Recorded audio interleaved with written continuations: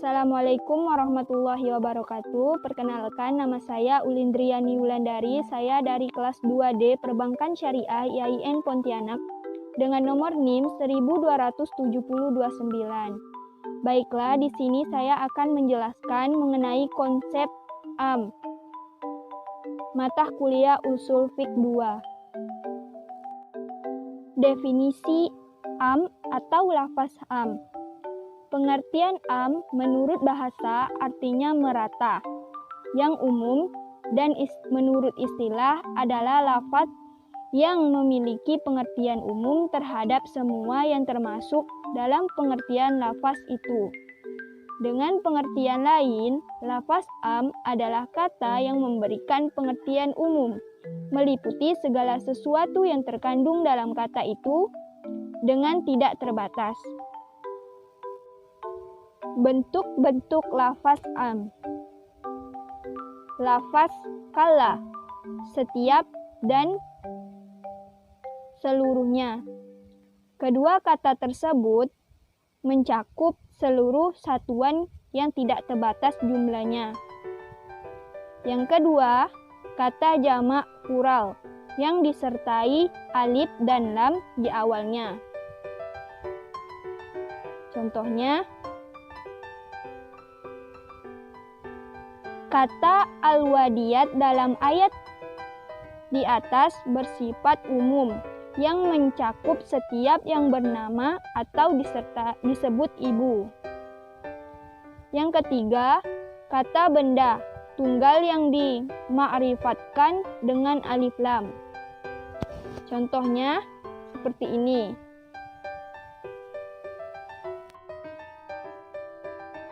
Kata al-ba'i, jual beli, dan al-riba adalah kata benda yang dima'rifatkan dengan alif lam.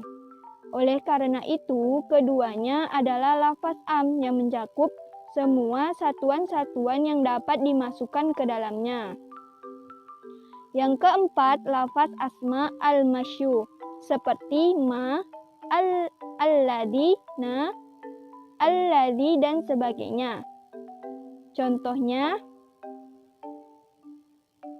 yang kelima, lafaz asma al-syart, isim-isim isyarat, kata benda untuk mensyaratkan, seperti kata ma, man, dan sebagainya. Yang keenam, ismi nakirah dalam susunan kalimat nafi atau negatif, seperti kata dalam ayat berikut, tidak. Yang ketujuh, isim mufrad yang ditakrifkan dengan alif lam jinsiyah.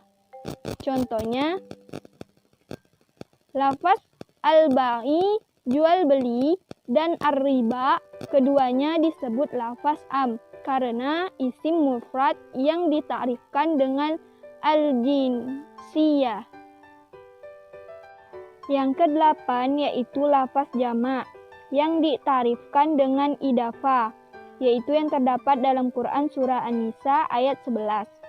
Lafaz aula adalah lafaz jamak yang diifahkan dengan lafaz kum, sehingga menjadi ma'rifah. Oleh karena itu, lafaz tersebut dikategorikan lafaz am.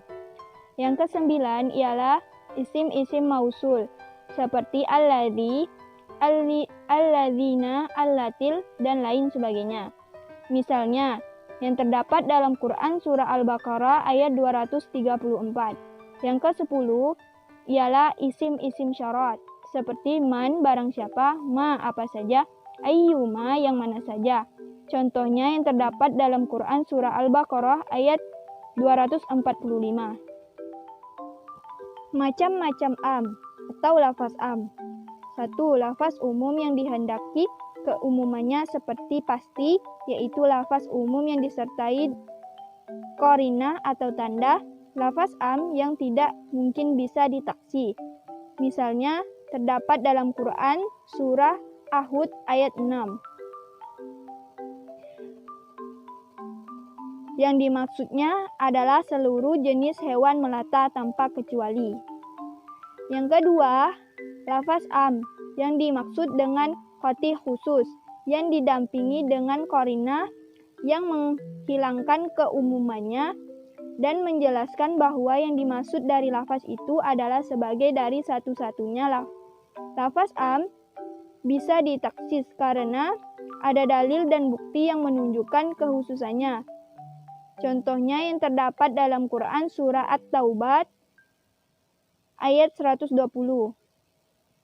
Yang ketiga, lafaz am memang dipakai untuk hal-hal khusus seperti lafaz umum yang tidak ditemukan adanya tanda menunjukkan taksis. Contohnya terdapat dalam Quran surah Al-Baqarah ayat 228. Lafaz am dalam ayat tersebut adalah al-mutawaqatul, wanita-wanita yang ditalak terbebas dari indikasi yang menunjukkan bahwa yang dimaksud adalah makna umum atau sebagian mencakupnya. Ciri-ciri lafaz am yaitu 1. Am yang tetap dalam keumumannya. Al-am al-baqi ala ummimi. Yang kedua, am yang dimaksud khusus. Al-am al-murad bihi al-khusus. Yang ketiga, am yang dikhususkan. Al-am al-maksus. Dalalah lafaz am. Tidak ada perbedaan pendapat di kalangan ahli-ahli usul. Mereka sepakat mengatakan bahwa setiap lafaz dari lafaz umumnya menurut bahasa diterangkan untuk memperlakukan seluruh apa yang ditetapkan oleh kata-kata terhadap itu. Menurut Hanafiyah adalah am itu qadi. Yang dimaksud qadi menurut Hanafiyah ialah tidak mencakup suatu kandungan yang menimbulkan suatu dalil, namun bukan berarti tidak ada kemungkinan taksis sama sekali. Oleh karena itu, untuk menetapkan qadiyana lafaz am pada mulanya tidak diboleh taksis, sebab apabila pada awalnya dimasuki taksis, maka dalalah zanni mereka beralasan sesungguhnya suatu lafaz apabila dipasangkan diwaddakan pada suatu makna, maka makna itu akan bertentangan yang pasti sampai ada dalil yang mengubahnya. Sekian dari saya akhiri, wabillahi taufiq wa hidayah. Wassalamualaikum warahmatullahi wabarakatuh.